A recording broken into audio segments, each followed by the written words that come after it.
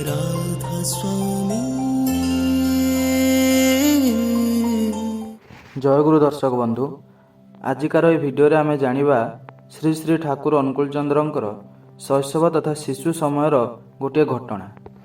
तेबे चलंतु भिडियोटी को स्टार्ट करिबा। श्री श्री ठाकुर अनुकूल चंद्रंकर 3 वर्ष बयसर गोटे घटना। जणे प्रतिवेशी गृह रे गोटे शिशु संतान जन्मग्रहणर संवाद पाई ताहाको देखिबा इच्छारे जननी देवी पुत्र को कहले, अनुकूल से घरे गोटे छुआ होइछि, चाल ताकू जाई देखि आसिबा। मांकर कथा शुणिबा मात्रे शिशु कहि उठिले, ना माँ जीविनी, ताकू देखि कौन हेबा, से तो 18 दिनरु बेसी बंचिबनी। परम विस्मय और दुखर कथा, 18 दिन से शिशुटीर मृत्यु होइगला। बालकर 4 वर्ष बयसरे प्रतिवेशी मुकुंदलाला बसुंकर भाई पुओ महेंद्र गोटे सुंदर पुष्प उद्यान करथिले। बगीचार खूब जत्न नेउथिले आउ शक्त बाड़ देई से एहाको रक्षा करुथिले। बालक केजाणी कि भावे प्रयास करी बगीचारे प्रवेश करी ताहार अति प्रियर फूल गछ गुड़िक उपाड़ी पकाउथिले। एथिपाई महेंद्र केते कंदाकटा करुथिले। बालक दिने महेंद्र को कहिले, देख तुमर बगीचार गछ गुड़िक मु नष्ट करे, जानी रख, जेते थर ही तुमे बगीचा करिवो मु सेते थर ताकू छिनभिन न करी छाड़िबिनी। तुमे एठी 2 दिनर बगीचा करी कौन हेबो, एठारे तो तुमे रहिबनी। एहा कही आकाश आड़क आंगुली निर्देश करी कहिले, तुम पाई सेठारे सुंदर बगीचा करा होईछि, से बगीचा ए बगीचा ठारू अनेक भल। कि आश्चर्य! शिशु मुहर तात्पर्यपूर्ण कथा अचिरेई कठोर सत्यरे परिणत ହେଲା। किछि काल भितरे महेंद्र कठिन जख्मा रोगरे आक्रांत होई अकाले मृत्यु मुखे पतित हेले। शुणिबाकु मिले शैशवर अनुकूल चंद्रंक भितरे असाधारणत्व लक्ष्य करी साधु सन्यासी अनेक ही तांकर उज्जवल भविष्यत संबंधरे नाना उक्ति देउथिले। थरे शिशुर खूब कठिन असुस्थता समय शिवचंद्रंकर घर को एक सन्यासींकर आगमन हुए। से जननी देवी को शिशुर रोगमुक्ति पाई केतोटी प्रक्रियार कथा कहले एवं भविष्यतवाणी कले जे ए शिशु मरिबनी, एही सामान्य शिशु नुह। थरे जणे प्रवीण सन्यासी आसी शिवचंद्रंक घरे किछि काल रहिथिले।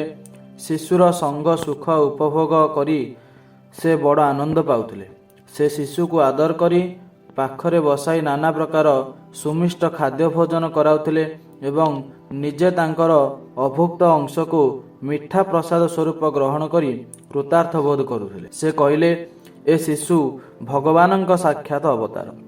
शिशुर 11 मास बयसरे जननी देवी थरे तांकु नेई पावनार दुर्गा सुंदर राय महाशयଙ୍କ घरे थिले। सेतेबेले थरे कालीचरण सेन महाशयଙ୍କ घरକୁ ଯିବା ସମୟରେ बाटरे गौरिक बसन परिहित जणे साधुଙ୍କ सहित तांकर साक्षात हुए। एही समय जननी देवीଙ୍କ कोले शिशुଙ୍କୁ देखि साधु कहिथिले, उत्तर काले ए शिशु जणे असाधारण पुरुष हेबे। अनुकूल चंद्रंकर अति बाल्यावस्थारे जे अलौकिक कहानी लोकमुखरे शुणा जाए, सेथिमध्यरु गोटे घटना हेउछि, दिने सकाळ बेला से साहिर केतोटी छोट झियो आसी जननी देवीଙ୍କୁ संवाद देले जे एक ज्योतिर्मयी नारी मूर्ति स्वयं उज्जवल रूपरे चतुर्दिग आलोकित करी पद्मा तीरर वरुणाधारे बसी तांकर अनुकूल को कोलरे धरी स्तनपान कराउछन्ति। शुणिया मात्रे जननी देवी क्षिप्र गतिरे सेठारे जाई उपस्थित हेले। मां को देखिया मात्रे बालक स्तन छाड़ी एक दृष्टि तांको आड़को अनाई खिलिखिली करी हसिबाकू लागिले। रमणी मूर्तिटी सेतेबेले अदृश्य होइगले। जननी देवीଙ୍କ शासनर भୟରେ बालक दिने आत्मगोपन करथिले। सेतेबेले संध्या पार होइगलानी। कर्ता माँ ताहांकु अनेक क्षण देखि न पारि अत्यंत व्याकुल होई उठिले। घरर प्रत्येक जागा सबु तन्न तन्न करी खोजिले। अवशेषरे ताहार नजर पड़िला अल्प दूर बणर भितरे गोटिए गछ तले बालक प्रशांत बदनरे बसिछन्ति। तांकर देहरु गोलापी वर्णर उज्जवल ज्योति विच्छुरित होई समग्र स्थान को आलोकित करुछि एवं केते गुड़िए छायामूर्ति बालकंकु घेरी आनंदरे नृत्य करुछन्ति। एही अपूर्व दृश्य दर्शन मात्रे भୟରେ कर्ता माँ राम राम ध्वनि करी दौड़ी आसी बालक को कोल को नहीं गृह अभिमुखे छुटी आसिले। बालक अनुकूल चंद्र तांकर खेल साथी मानक पाखरे प्राण स्वरूप थिले। तांकर निजर ଆତ୍ମଭୋଳା ବ୍ୟବହାରରେ ସେମାନେ ମୁଗ୍ଧ ହେଉଥିଲେ। ସେମାନେ ତାଙ୍କଠାରୁ ଏପରି ଭଲ ପାଇବା ପାଉଥିଲେ ଯେ କେହି ଏକ ମୁହୂର୍ତ୍ତ ତାଙ୍କର ସଙ୍ଗ ଛାଡ଼ି ରହିପାରୁନଥିଲେ। ସହଚର ବୃନ୍ଦ ତାଙ୍କୁ ଆଦରରେ ରାଜା ଭାଇ ବୋଲି ଡାକୁଥିଲେ ଏବଂ ପତ୍ର ପୁଷ୍ପମାଳା ମୁକୁଟ ଦେଇ ତାହାଙ୍କୁ ସଜାଇ ମନ ଆନନ୍ଦରେ କେତେ ଖେଳୁଥିଲେ। ତାଙ୍କର କେତେବେଳେ ଝଗଡ଼ା ହେଲେ ତାଙ୍କ ପାଖକୁ ଆସୁଥିଲେ, ସେ ସବୁର ମୀମାଂସା କରିଦେଉଥିଲେ।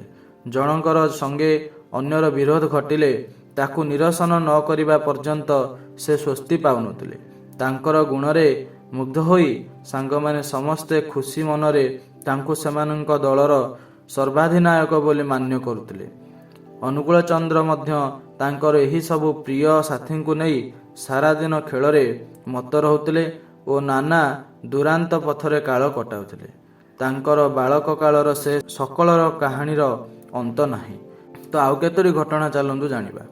ଦିନେ ନିରୋଳା ମଧ୍ୟାହ୍ନରେ ଘରର ସମସ୍ତେ ବିଶ୍ରାମରତ ଅନୁକୂଳ ଚନ୍ଦ୍ର ସାଙ୍ଗମାନଙ୍କୁ ନେଇ ଅତିଶୟ ଗୋପନ ଭାବରେ ଘରେ ପ୍ରବେଶ କଲେ ଏବଂ ତାଲା ବନ୍ଦ ଥିବା ଘରର ବାଡ଼ର ଛିଦ୍ରର ଉପରେ କାଉଁରିଆ କାଠିର ନଳ ପୁରାଇ ଦେଇ ତାଙ୍କ ଦଳର ସମସ୍ତଙ୍କୁ ଦୁଧ ଭାଣ୍ଡରୁ ଦୁଧ ପିଆଇଥିଲେ।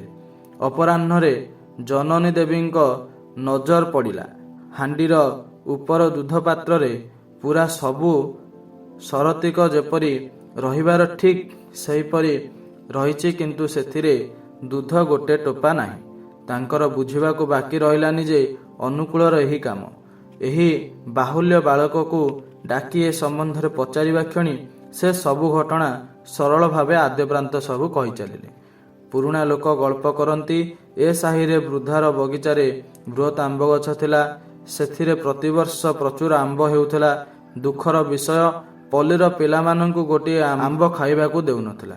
ଅନୁକୂଳ ଚନ୍ଦ୍ର ଦିନେ ତାଙ୍କର ସାଙ୍ଗମାନଙ୍କୁ ନେଇ ଉପସ୍ଥିତ ହେଲେ ଏବଂ ଗଛରେ ଉଠି ଅସଂଖ୍ୟ ଆମ୍ବ ପାରି ସମସ୍ତଙ୍କୁ ସନ୍ତୋଷ ସହକାରେ ଭୋଜନ କରାଇଲେ। ବୃଦ୍ଧା ପ୍ରତିବାଦ କରିବାରୁ ସେ ତାଙ୍କୁ ବୁଝାଇ କହିଲେ, ମା, ତୁମେ ଗଛର ଏତେ ଗୁଡ଼ିଏ ଆମ୍ବ ନଷ୍ଟ କରି ପକାଇବ, ଆଉ ଆମ୍ଭେମାନେ ଗୋଟିଏ ଆମ୍ବ ବି ଖାଇପାରିବୁନି। ତୁମେ ନ ଦେଲେ ଆମ୍ଭେମାନେ କେଉଁଠୁ ପାଇବୁ? ସେ ଏପରି ମଧୁର ବଚନରେ ସୁହାଗ ସ୍ୱରରେ ସେ କଥାଗୁଡ଼ିକ କହିଲେ ଯେ ବୃଦ୍ଧାର ମନ ତରଳିଗଲା। ସେ ଆନନ୍ଦରେ ବିହ୍ୱଳ ହୋଇଗଲେ।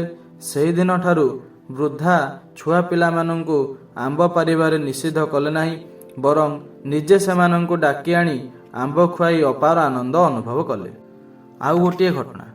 ଅନୁକୂଳଙ୍କର ଘର ନିକଟରେ ଗୋଟିଏ ବୃଦ୍ଧାଙ୍କର ବାଡ଼ି ଥିଲା। ସେ ମଝିରେ ମଝିରେ ଏହି ବୃଦ୍ଧାଙ୍କର ଘରକୁ ବୁଲିବାକୁ ଆସନ୍ତି। ବୃଦ୍ଧା ତାଙ୍କୁ ନିଜର ସନ୍ତାନ ପରି ଆଦର ଯତ୍ନ କରନ୍ତି। ସଂସାରରେ ଆପଣାର ନିଜର ବୋଲି କେହି ନଥିଲେ। ଅନୁକୂଳ ଚନ୍ଦ୍ର ତାହାଙ୍କୁ ଖୁବ୍ ଭଲ ପାଉଥିଲେ ଏବଂ ଆଦର କରି ଭଲ ମା ବୋଲି ଡାକୁଥିଲେ। ଏହି ବୃଦ୍ଧାର ବଗିଚାରେ ଯଥେଷ୍ଟ ଆମ୍ବ ହେଉଥିଲା, କିନ୍ତୁ କୌଣସି ଦିନ କାହାରି ହାତରେ ଆମ୍ବ ଦେବାକୁ ତାଙ୍କ ମନ ଡାକୁନଥିଲା। ଦିନକର କଥା, 2 ପ୍ରହର ସମୟରେ ବୃଦ୍ଧା ଗଛରୁ ଅନେକ ଗୁଡ଼ିଏ ଆମ୍ବ ପାରିଥିଲେ। ଏହି ସମୟରେ ଅନୁକୂଳ ଚନ୍ଦ୍ର ସେଠାରେ ଯାଇ ଉପସ୍ଥିତ ହେଲେ। ବୃଦ୍ଧା ତାହାଙ୍କୁ ନିଯୁକ୍ତ କରି ଗାଧୋଇବାକୁ ଗଲେ। ଏହି ସୁଯୋଗରେ ସେହି ସାହିର ଦଳେ ବାଳକ ବୃଦ୍ଧାର ଆମ୍ବ ପାରିବାକୁ ଚେଷ୍ଟା କଲେ। ଦୁଃଖର ବିଷୟ, ସେମାନେ ଗୋଟିଏ ଆମ୍ବ ମଧ୍ୟ ତୋଳି ପାରିଲେନି। ଏଥିରେ ଅନୁକୂଳ ଚନ୍ଦ୍ରଙ୍କ ମନରେ ଖୁବ୍ କଷ୍ଟ ହେଲା। ସେ ସେତେବେଳେ ପିଲାମାନଙ୍କୁ ଡାକି ଝୁଡ଼ିର ଆମ୍ବ ଗୁଡ଼ିକ ସବୁ ଦେଇଦେଲେ। ପିଲାମାନେ ଆମ୍ବ ପାଇ ମନ ଆନନ୍ଦରେ ସେ ଜାଗା ଛାଡ଼ି ଚାଲିଗଲେ। ଏପଟେ ସ୍ନାନାଦି ସାରି ବୃଦ୍ଧା ଘରକୁ ଫେରିଲେ। ଅନୁକୂଳ ଚନ୍ଦ୍ର ବି ତାଙ୍କଠାରୁ ବିଦାୟ ନେଇ ନିଜ ଘରକୁ ଆସିଲେ। କିଛି କ୍ଷଣ ପରେ ଆମ୍ବର ଝୁଡ଼ିଟିର ପ୍ରତି ବୃଦ୍ଧାଙ୍କର ନଜର ପଡ଼ିଲା। ସେ ତାହା ଏକବାର ଶୂନ୍ୟ ଦେଖି ବିସ୍ମୟରେ ହତବାକ୍ ହୋଇପଡ଼ିଲେ। ଅନୁକୂଳ ଚନ୍ଦ୍ର ଆମ୍ବ ଖାଇଛନ୍ତି, ବୃଦ୍ଧା ଅବଶ୍ୟ ତାହା ବିଶ୍ୱାସ କଲେନି। ପୁଣି ଅନ୍ୟ କେହି ଯେ ଖାଇଛନ୍ତି, ଚାରିଆଡ଼ୁ ଦେଖି ଖାଇବାର ଚିହ୍ନ ବି ପାଇଲେନି। ଏହି ଅବସ୍ଥାରେ ରାଗରେ ଓ ଦୁଃଖରେ କ୍ଷିପ୍ର ହୋଇ ବୃଦ୍ଧା ଘରୁ ବାହାର ଛୁଟାଛୁଟି କରୁଥିଲେ ଏବଂ ଅଜଣା ଅପରାଧୀର ଉଦ୍ଦେଶ୍ୟରେ ଅଜସ୍ର ଗାଳିମନ୍ଦ ବର୍ଷଣ କରି ଚାଲିଥିଲେ। ପାର୍ଶ୍ୱବର୍ତ୍ତୀ ପ୍ରତିବେଶୀ ନବକୃଷ୍ଣ ଚୌଧୁରୀ ମହାଶୟ ଏସବୁ ନିଜ ଘରର ବାରଣ୍ଡାରେ ବସି ଲକ୍ଷ୍ୟ କରୁଥିଲେ। ସେ ବୃଦ୍ଧାଙ୍କୁ ପାଖକୁ ଡାକି କହିଲେ, ଦେଖ, ଏ ସବୁ ହିଁ ତୋର ଆଦରର ଦୁଲାର ଅନୁକୂଳ ଚନ୍ଦ୍ରର କାଣ୍ଡ। ତୁମେ ଗାଧୋଇ ଗଲା ପରେ ସେ ସାହିର ସବୁ ପିଲାଙ୍କୁ ଡାକି ଆମ୍ବ ସବୁ ବାଣ୍ଟି ଦେଲା। ଅନୁକୂଳକୁ ତୁମେ ଚିହ୍ନିନ? ସେ ଯେପରି ନ୍ୟାୟବାନ ସେପରି କୋମଳ ପ୍ରାଣ। କାହାରି ଏତେ ଟିକେ ଅନ୍ୟାୟ ବା ବିନ୍ଦୁ ମାତ୍ର ଦୁଃଖ ସେ ମୋଟେ ହିଁ ସହ୍ୟ କରିପାରେନା, ଆଉ ତାର ପ୍ରତିକାର ନ କରି ଛାଡ଼େନା। ସେ ତୁମକୁ ଖୁବ୍ ଭଲ ପାଏ। ସେହି ସକାଶେ ତୁମକୁ ସମୁଚିତ ଶିକ୍ଷା ଦେବା ପାଇଁ ଇଚ୍ଛାପୂର୍ବକ ସେ ଏହି ପ୍ରକାର କାମ କରିଛି। ଏଥର ବୃଦ୍ଧାର ଜ୍ଞାନ ଓ ଚକ୍ଷୁ ଖୋଲିଲା। ଆତ୍ମଦୋଷ ସମ୍ବନ୍ଧରେ ସଚେତନ ହେଲେ। ବିଶେଷ ସେହିଦିନ ଠାରୁ ଅନୁକୂଳ ଚନ୍ଦ୍ରଙ୍କ ପ୍ରତି ତାଙ୍କର ସହଜ ଭଲ ପାଇବାର ଟାନଟି ଆହୁରି ଗଭୀର ଓ ନିବିଡ଼ ହୋଇ ଉଠିଲା। ଅନୁକୂଳ ଚନ୍ଦ୍ରଙ୍କର ଅନ୍ତରଟି ଥିଲା କୋମଳତା ଭରା। କୌଣସି ପ୍ରାଣୀର କଷ୍ଟ ଦେଖିଲେ ତାଙ୍କର ପ୍ରାଣ ଅସ୍ଥିର ହୋଇ ଉଠୁଥିଲା। ଯେତେକ୍ଷଣ ପର୍ଯ୍ୟନ୍ତ ତାହାର ଦୁଃଖ ଦୂର କରିପାରିନାହାନ୍ତି ସେ ପର୍ଯ୍ୟନ୍ତ ସେ ନିଜେ ଦୁଃଖରେ ଛଟପଟ ହୁଅନ୍ତି। ବାଳକଙ୍କର ଏହି ସହଜପର ଦୁଃଖ କାତରତାର କେତେ ଅସଂଖ୍ୟ କାହାଣୀ ଅଛି। ତ ସେଥିମଧ୍ୟରୁ ଗୋଟିଏ ବର୍ତ୍ତମାନ ଆମେ ଜାଣିବା। ତ ଅନୁକୂଳ ଚନ୍ଦ୍ର ସେତେବେଳେ 5-6 ବର୍ଷର ବାଳକ। ଖେଳର ସାଙ୍ଗମାନଙ୍କ ଅନୁରୋଧରେ ସେ ଦିନେ ଘରର ନିକଟରେ ପଦ୍ମା ନଦୀରେ ମାଛ ଧରିବାକୁ ଯାଇଥିଲେ। ତାଙ୍କର ବଂଶୀରେ ସେଦିନ ବେଶ ଗୋଟିଏ ବଡ଼ ମାଛ ଧରା ପଡ଼ିଥିଲା। ମାଛଟିକୁ ସେ କୌଣସି ପ୍ରକାରରେ ଏକାକୀ ଟାଣି ଉଠାଇ ପାରିନଥିଲେ। ସାଙ୍ଗମାନେ ସମସ୍ତେ ମିଶି ଯେତେବେଳେ ମାଛଟିକୁ ଉଠାଇଦେଲେ, ମାଟିରେ ପଡ଼ି ମାଛଟି ଅସହ୍ୟ ମୃତ୍ୟୁ ଯନ୍ତ୍ରଣାରେ ଛଟପଟ ହେବାକୁ ଲାଗିଲା। ଏହି ମାର୍ମନ୍ତିକ ଦୃଶ୍ୟ ଦେଖି ଅନୁକୂଳ ଚନ୍ଦ୍ର ନିଦାରୁଣ ଦୁଃଖରେ ଅଭିଭୂତ ହୋଇପଡ଼ିଲେ ଏବଂ ଏହାର ପ୍ରାଣରକ୍ଷାର ସାହାଯ୍ୟ ପାଇଁ ଆର୍ତ୍ତକଣ୍ଠାରେ ଚିତ୍କାର କରିବାକୁ ଲାଗିଲେ। ତାଙ୍କର କରୁଣ କ୍ରନ୍ଦନ ଶୁଣି ଚାରିପାଖରୁ ଲୋକମାନେ ଛୁଟି ଆସିଲେ ଓ ତାଙ୍କର କାତର ଅନୁରୋଧରେ ମାଛଟିକୁ ବଂଶୀମୁକ୍ତ କରି ନଦୀ ଜଳରେ ପକାଇଦେଲେ। ବାଳକ ସେତେବେଳେ ସ୍ୱସ୍ତିର ନିଶ୍ୱାସ ମାରି ଆନନ୍ଦ ମନରେ ଘରକୁ ଫେରିଲେ। ତ ଆଜି ପାଇଁ ଏତିକି ଦର୍ଶକ ବନ୍ଧୁ। ପରବର୍ତ୍ତୀ ଭିଡ଼ିଓରେ ମୁଁ ଆପଣମାନଙ୍କୁ ଶ୍ରୀ ଶ୍ରୀ ଠାକୁର ଅନୁକୂଳ ଚନ୍ଦ୍ରଙ୍କର ଆହୁରି ଅନେକ ଜୀବନୀ ଭିଡ଼ିଓ ମାଧ୍ୟମରେ ଜଣାଇବାକୁ ଚେଷ୍ଟା କରିବି। ଏବଂ ଆପଣମାନେ ଯଦି ଚ୍ୟାନେଲରେ ନୂଆ ଅଛନ୍ତି ତେବେ ସବସ୍କ୍ରାଇବ୍ କରନ୍ତୁ, ଲାଇକ୍ କରନ୍ତୁ, ସେୟାର କରନ୍ତୁ, ବେଲ୍ ଆଇକନ୍କୁ ପ୍ରେସ୍ କରିବାକୁ ଜମାରୁ ବି ଭୁଲନ୍ତୁ ନାହିଁ। ତାହେଲେ ଯାଇ ଆପଣମାନେ ପ୍ରଥମେ ନୋଟିଫିକେସନଟିକୁ ପାଇପାରିବେ। ପ୍ରଥମେ ଯେଉଁ ଭିଡ଼ିଓ ଆସିବ ଆପଣମାନେ ଦେଖିପାରିବେ। ରହିଲି ବନ୍ଧୁଗଣ। ସର୍ବେ ଭନ୍ତୁ ସୁଖିନ, ସର୍ବେ ସନ୍ତୁ ନିରାମୟା, ସର୍ବେ ଭଦ୍ରାଣୀ ପଶ୍ୟନ୍ତୁ, ମା କଶ୍ଚିତ୍ ଦୁଃଖ।